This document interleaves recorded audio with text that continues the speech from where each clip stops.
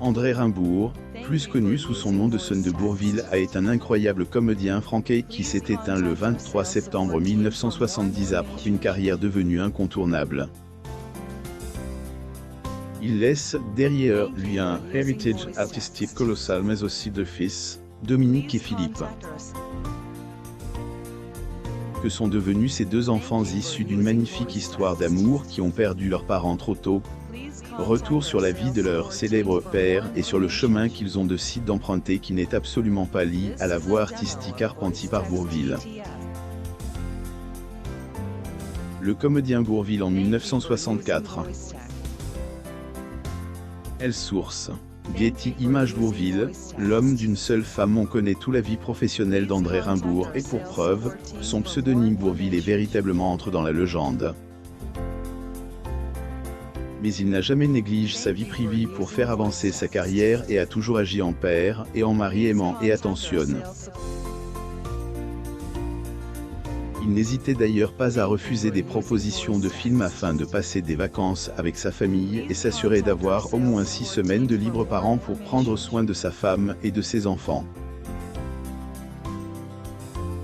Peut-être que cela est lié à l'accident qu'il a évité de justesse et qui aurait pu lui coûter la vie sur l'un de ses tournages. Alors qu'il tournait une scène pour Le Cornio et qu'il se trouvait au volant d'une Cadillac positionnée sur la jetée du port de Naples, il a entamé une marche arrière et a manque de peu de plonger dans le vide. Une expérience traumatisante qui l'a sans aucun doute pousse à revoir l'ordre de ses priorités. Bourvil aux côtés de sa femme et de ses deux enfants. Elle source. Getty Images. La seule femme qu'il aimera sera Jeanne Lefric, dont il croisera la route jeune, alors qu'ils n'ont que 18 et 19 ans. Rapidement il se découvre des atomes crochus et, il ne faut pas attendre longtemps pour qu'ils décident de se marier, en 1943. Ils se resteront toujours fidèles et auront ensemble 2 enfants, 2 fils, Dominique et Philippe, qui feront leur bonheur et leur fierté. Ignorant tout de sa maladie, Bourvil nous a quitté à l'âge de 53 ans. Le destin de Bourvil bascule en 1967 lorsqu'il a un grave accident de vélo sur le tournage du film Les Cracks de Marcel Camus. Il est transporté de toute urgence jusqu'à l'hôpital le plus proche et passe de nombreux examens. Ses droits d'auteur hurlent que ses médecins vont lui apprendre que si l'accident n'a pas mis ses jours en danger, il souffre d'un mal bien plus grave et plus profond, la maladie de Kelly. Il s'agit d'un cancer de la moelle osseuse que le comédien va tout faire pour essayer de combattre dans le plus grand secret. Il ne partagera son diagnostic qu'avec sa femme et son frère tandis qu'il se rend chez un médecin après l'autre dans l'espoir de trouver quelqu'un qui pourra le sauver. Malheureusement, cela ne se produira pas et ce comédien incroyable s'éteint le 23 septembre 1970 dans son appartement de Paris. Il réussira tout de même à jouer dans le film Le Mur de l'Atlantique de Michel Camus malgré la maladie qui l'accablait et le faisait souffrir. Le comédien Bourvil chez lui. Elle source. Getty Images. Sa femme Jeanne prendra soin de leurs enfants pendant les 16 années qui vont suivre, se rendant régulièrement sur la tombe de son mari afin de la fleurir.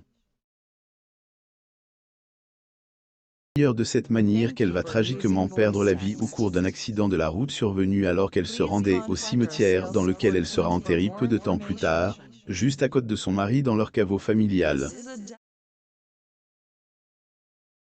Sont devenus Dominique et Philippe.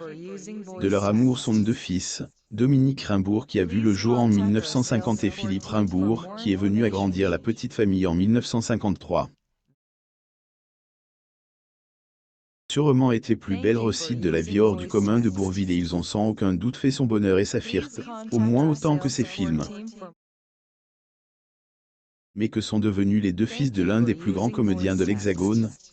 Ils s'avirent qu'ils n'ont pas décidé de suivre ses traces mais qu'ils sont devenus des hommes accomplis dont leur père serait fier et qu'ils l'ont fait à leur manière, bien loin du devant de la scène médiatique.